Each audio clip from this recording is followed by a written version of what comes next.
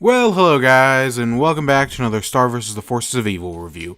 In this episode, we'll be taking a look at Season 3, Episode 27 and 28. Now, I didn't even know this show came back until I just randomly happened to stumble across a single person talking about it on Twitter. So, yeah, let's take a look at it. Our two episodes are The Bogbeast of Boggabah and Total Eclipsa the Moon. Ha. One of them I definitely like more than the other. That is completely because of my bias towards a very specific character, and we'll get into that.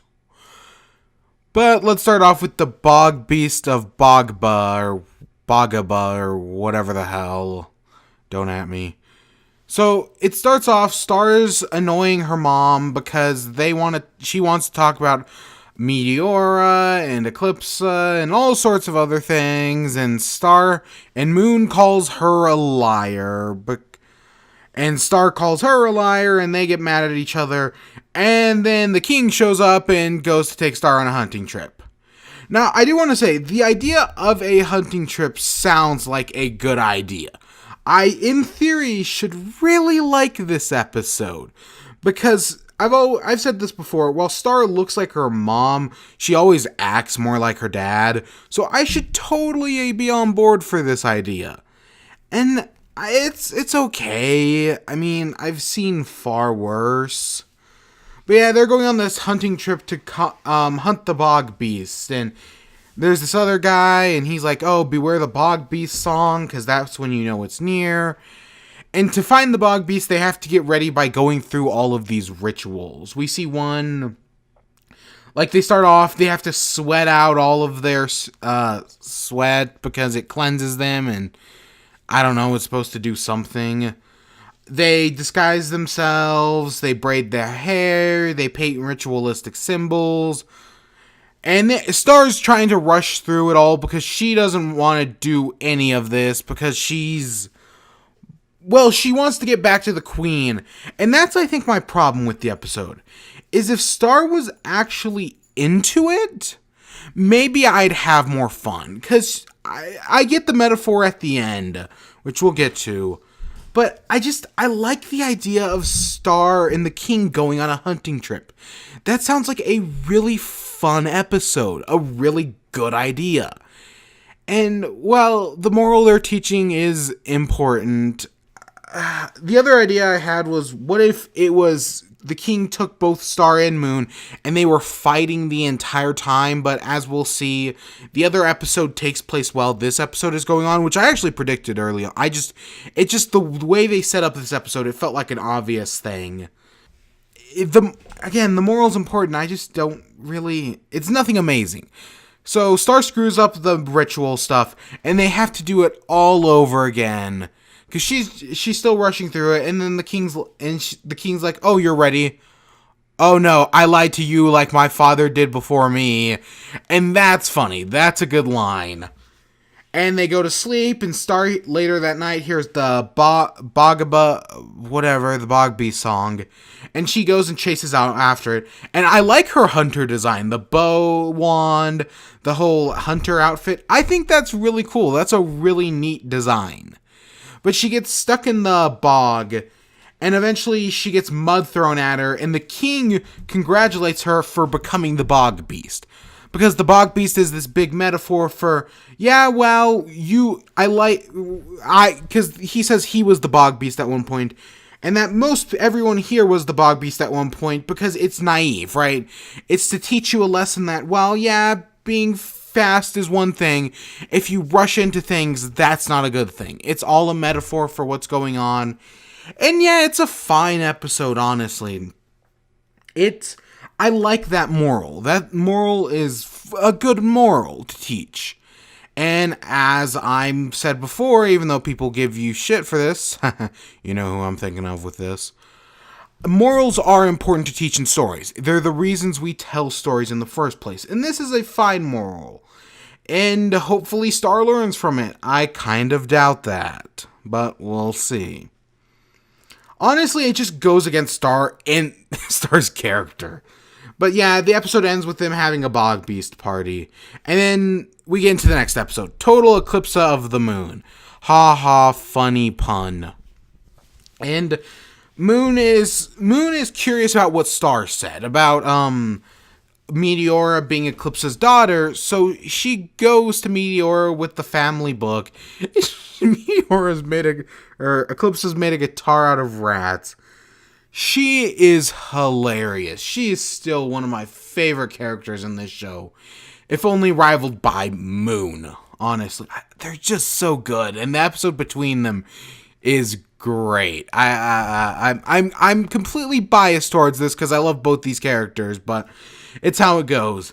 But Moon asks Eclipsa to pick out her daughter from this book, and the one who follows Eclipsa is Festivia.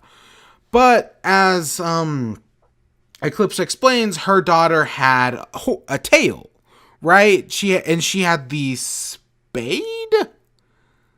Or no, she had the club. My bad. So she's reminiscing about it and how Festivia isn't her daughter. And eventually Moon caves because Eclipsa is clearly manipulative. Again, they still are trying to make her look like the villain. It's so obvious I don't think she can be the villain, even though she is going to be the villain, and I don't want to accept it. But we'll get into that. So Eclipsa says the truth will be at the archive at the High Magic Commission. So that's where they go, and Moon caves and brings her along with her. And they're looking for the stone building. It's in the back of a closet, and she does there's like a sound puzzle to get in. Eclipse is so much fun. She is so great. She's one of the best things in this show. And then Sean comes in. You remember the stupid guard? He's already been in this episode, and he realizes what's going on. And Eclipse is like, we can just erase his mind. And Moon accidentally erases his mind on accident. We learn that Eclipsa never learned to use magic without her wand. I feel like that's foreshadowing something, but I don't know exactly where they're going with it.